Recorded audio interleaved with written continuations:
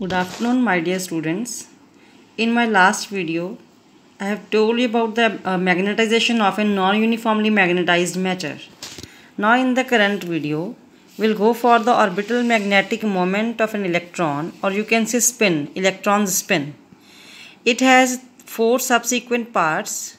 In the first part, we'll go for current in the orbit due to orbital motion of electron. And the second part is magnetic moment of electron. So we will do all these parts one by one. First of all, let us do its first part. I have taken 3 axes and center of the orbital of electron as the origin of the coordinate system. This origin constitutes a nucleus having charge plus Ze. So Z is the number of electrons or number of protons inside an atom. Let this electron revolves in an orbit of radius r with the velocity v vector in the anti-clockwise direction. I have shown over here the velocity vector of electron is in the anti-clockwise direction. So now, since electron is revolving in the xy plane, so its axis of rotation must be the z axis. So its time period I can find out in its orbit as total distance covered in one complete cycle, means 2 pi r, because when electron completes its one cycle, it completes a distance equal to circumference of that circular orbit, which is 2 pi r divided by speed of the electron v. This is simply distance is equal to velocity into time formula. So I have taken time period as distance covered per unit speed of the electron. Now since the motion of electron is equivalent to the current I in the orbit, so current I is given by E upon T. I won't take here it as negative sign because current is always the rate of flow of positive charge. So here you have to take the plus E. If electron means the negative charge is moving anti-clockwise, the positive charge means the current must be in the clockwise direction. So using the value of capital T from here in this equation, I'll get I is equal to EV upon 2 pi r. So this current is in the clockwise direction because rate of flow of positive charge is always taken the current. Electron is in anti-clockwise direction, so must be the positive charge, that is current, moving in the clockwise direction. So now the second part of the topic is magnetic moment of electron. So in the very first topic of this chapter, we have done that magnetic moment of an electron is given by simply the current into the area of the loop. Since current I is being calculated by the equation number 10 and area vector, it is simply the area of the circular orbit in which electron is revolving. So area of that loop is minus pi r square into k cap. How it is negative sign over here, my dear students, I must tell you, since the current is in clockwise direction, so from the right hand side fingers of your hand must be curled in the clockwise direction. Your thumb will point in perpendicular to the plane and in inverse direction. And my positive z axis is upward to the plane and negative z axis is inwards to the plane. So in that way, thumb will give you the direction of area vector, which is along minus k cap, means minus z axis. So area vector comes out to be minus of pi r square into k cap. So using this value of current from equation number 10 and area vector from equation number 12 in equation number 11, I will simply get an equation which is given by, now I will get to the relation between mu and angular momentum L vector. So now rewriting equation 13, I will get, this is your equation 11 becomes, after using 12th and 10th equation, I have got equation number 13. So see, the value of I and area vector I have used over here, so I will get equation number 23. Now from this equation, I can find out the angular magnetic moment of the electron. So how can I go for that? Now see, it is C part, the relation between mu m and angular momentum, that is L vector. So equation 13 can be rewritten as, what I did, I have multiplied and divided the equation 13 by m so as to get equation number 14.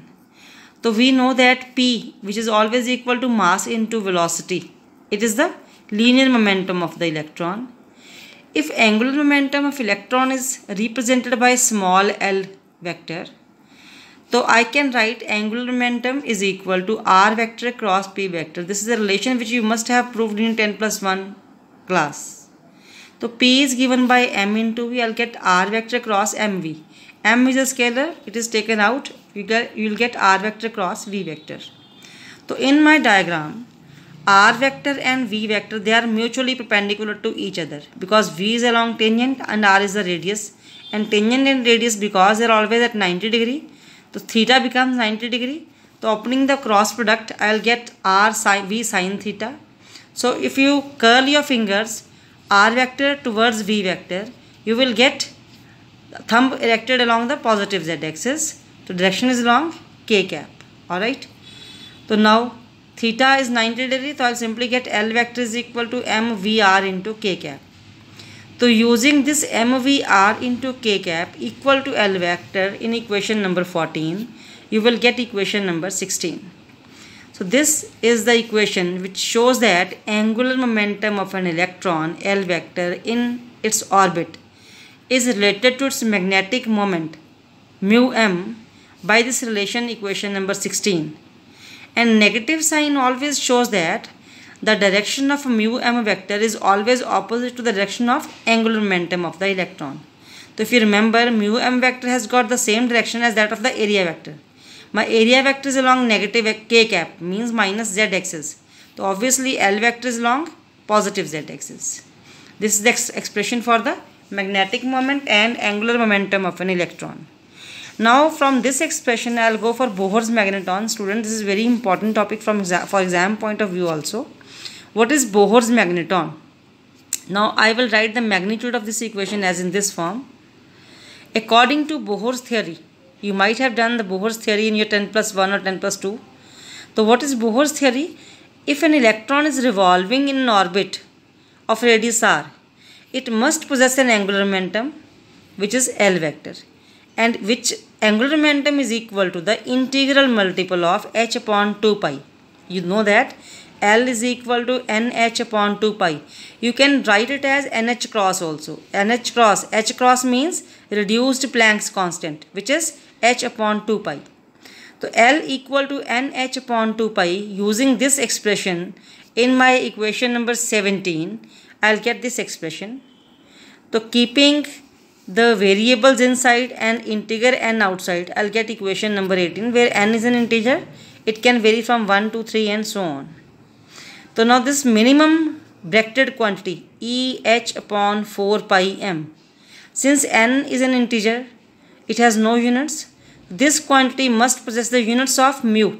That means this quantity itself is known as the minimum magnetic moment of an electron, which is named as Bohr's magnetron.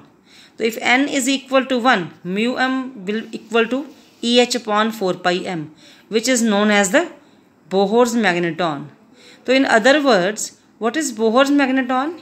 It is the minimum magnetic moment of an electron in its first orbit and is given by equation number 19. Now what are E, H and M are over here? E is the electronic charge, H is your Planck's constant, M is mass of electron. Using all these values in equation number 19, you will get the numerical value of mu b as 9.3 into 10 to the minus 24 ampere meter square. See, because it is the magnetic moment, it must got the units of current into area, means ampere meter square. This is the magnetic moment of an electron in its first orbit, or you can say it is the value of Bohr's magneton. So any electron revolving in an orbit must possess a magnetic moment of minimum value 9.3 10 to the minus 24 ampere meter square. And whereas in the higher orbits, mu m becomes n times of mu b. This is the quantization of magnetic moment. That means an electron revolving in an orbit must possess a magnetic moment which is the integral multiple of the minimum magnetic moment mu b. This is the expression for the magnetic moment of an electron while revolving in a circular orbit of radius r. Now from here I can define the paramagnetism of an electron. So how paramagnetism is defined? If you remember, what are paramagnetic substances? These are simply the substances which align themselves partially, or you can say which get magnetized very weakly in the direction of the magnetic field. So consider a sample of paramagnetic material, means a material which can be weakly magnetized in the direction of the magnetic field. So each atom of in the sample possesses a magnetic dipole moment. If you remember, my dear students, I have already told you in the magnetization of a matter or uniformly magnetization of matter that each substance is made up of atoms which behave as tiny magnetic dipoles. So these dipoles are always there when you talk of the magnetic moment of an electron.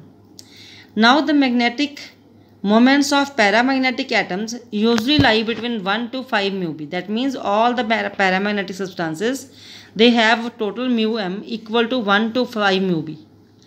Now how do these paramagnetic substances behave in the absence of magnetic field? So what happens? In the absence of magnetic field, any material which may be a paramagnetic or diamagnetic or ferromagnetic, they behave as normal materials. Means they do not have any magnetic moment. Their net magnetic dipole moment is always zero. So in the absence of magnetic field, the magnetic dipole moments of the various atoms in paramagnetic materials are randomly oriented, having net average dipole moment as equal to be zero. So in this words, or you can say in other words, magnetization of the sample is zero in the absence of the external magnetic field.